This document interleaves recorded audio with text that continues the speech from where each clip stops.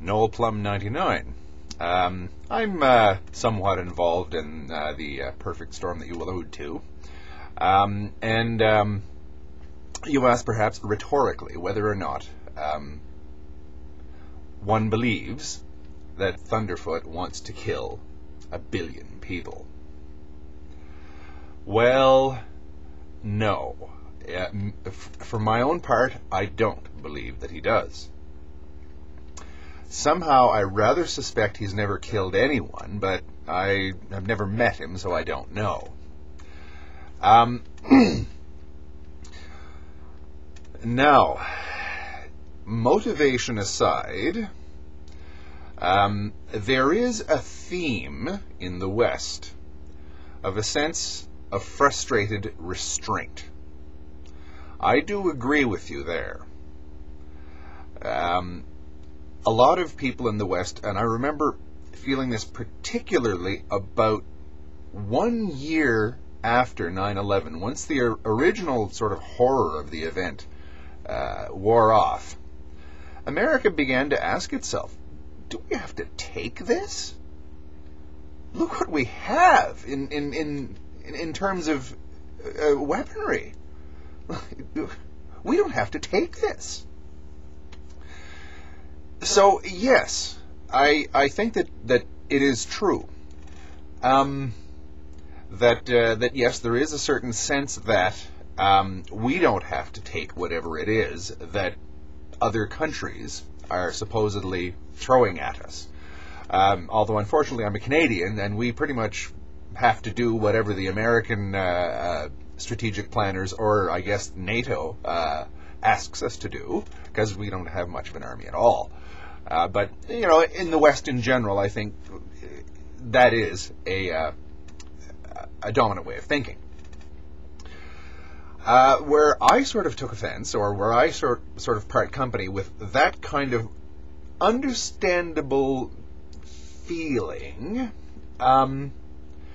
was Thunderfoot's excuse me, use of a few lame death threats about somebody who made a cartoon to start talking about shock and awe against an entire civilization.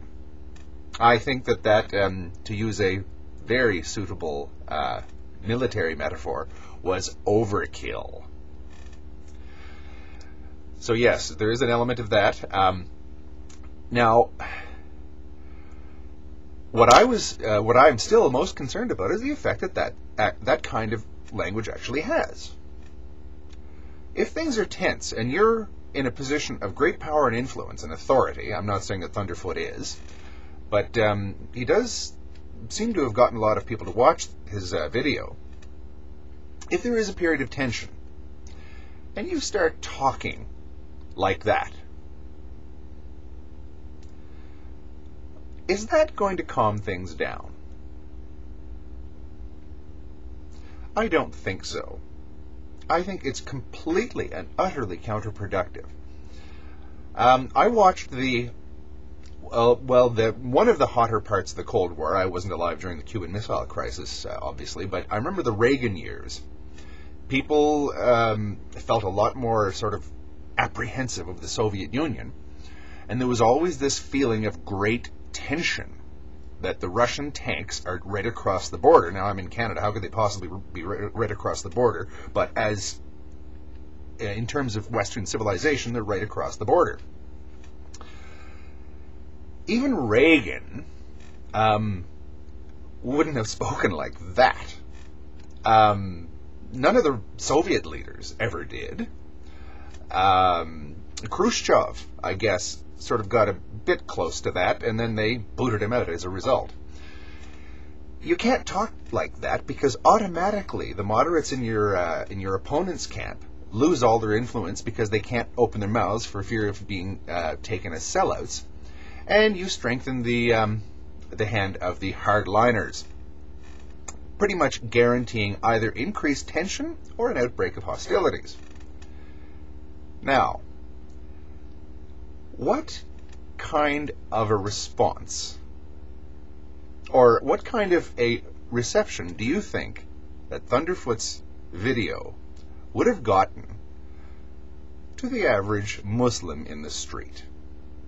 Or how about the average, or I shouldn't say average, but a particularly anti-Western Muslim, not a Muslim that